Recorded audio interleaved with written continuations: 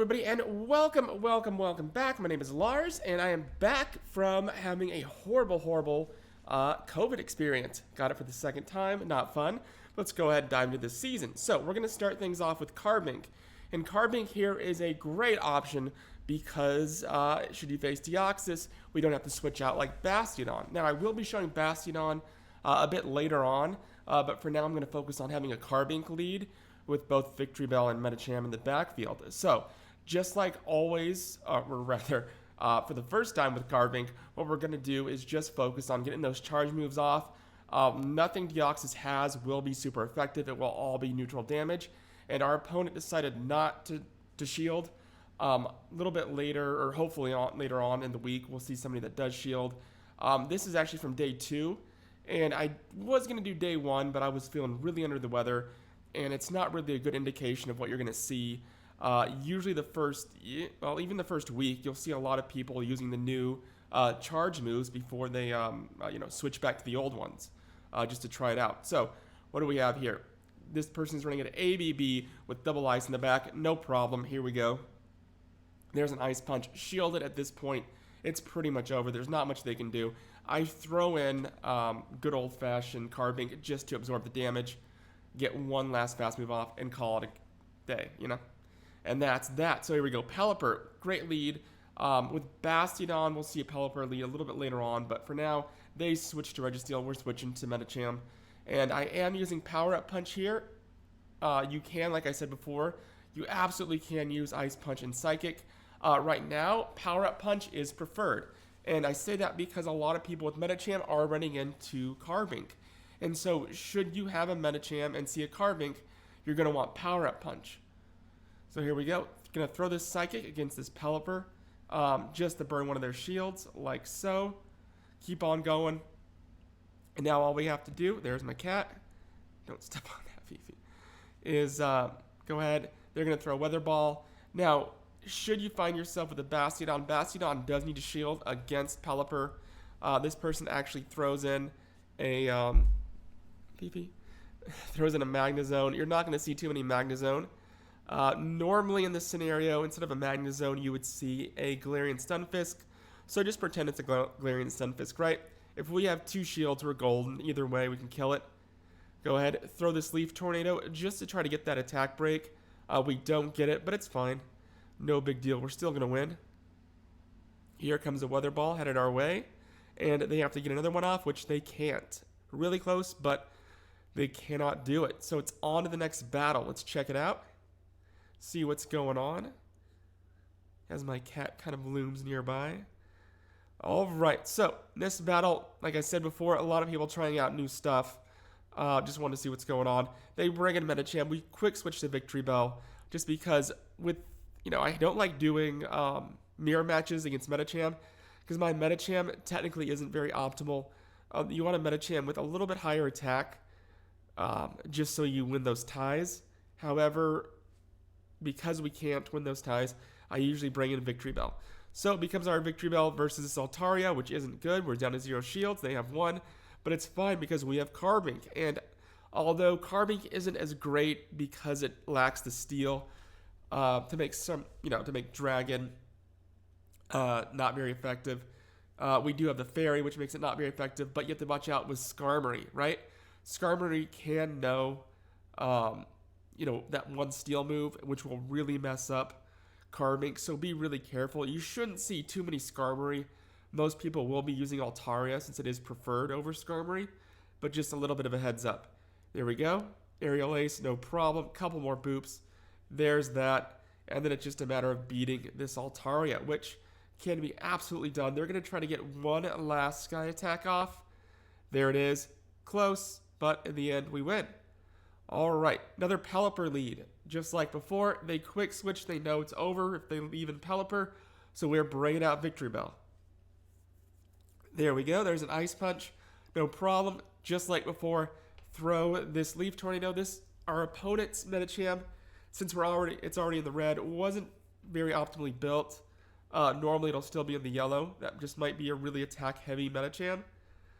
So here we go. Here comes our good old Carbink. We're going to tank this Weather Ball, just like so. It's going to throw another one. Go ahead and tank the other one. There we go.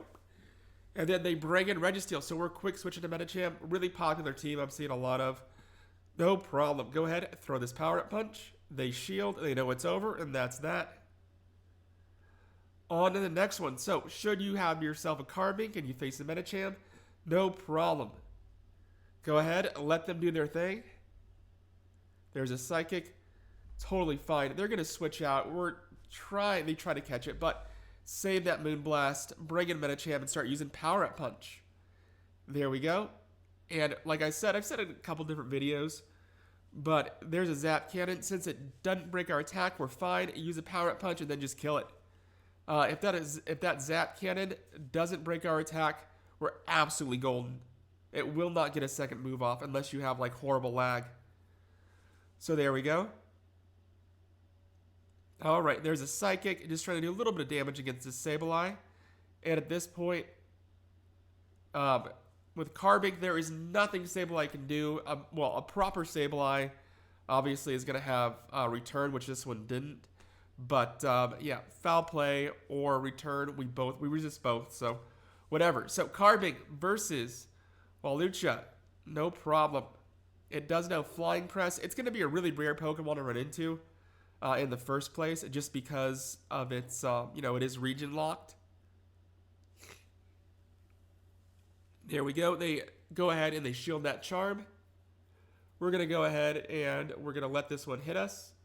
Flying Press, no problem. Say goodbye to our little Carbink. We're bringing in Medicham. And with Medicham, we're just going to farm energy. That's all we're going to worry about doing is farming that energy. Aerial Ace, super effective. But now all we have to do, we're going to shield this one. Another Aerial Ace. And at least we have that Psychic ready to go. So here we go. Throw the Psychic. There it is. They let it connect and it does serious damage. And now it's their last Pokemon versus ours. And whenever we have one shield left, it's looking really good. Our Victory Bell absolutely can beat just about any ice type with one shield, Walrein included. So it's just a heads up. As long as you have one shield and you switch in right when they do, you're looking good. Here we go. So we quick switch to Medicham versus their Umbreon.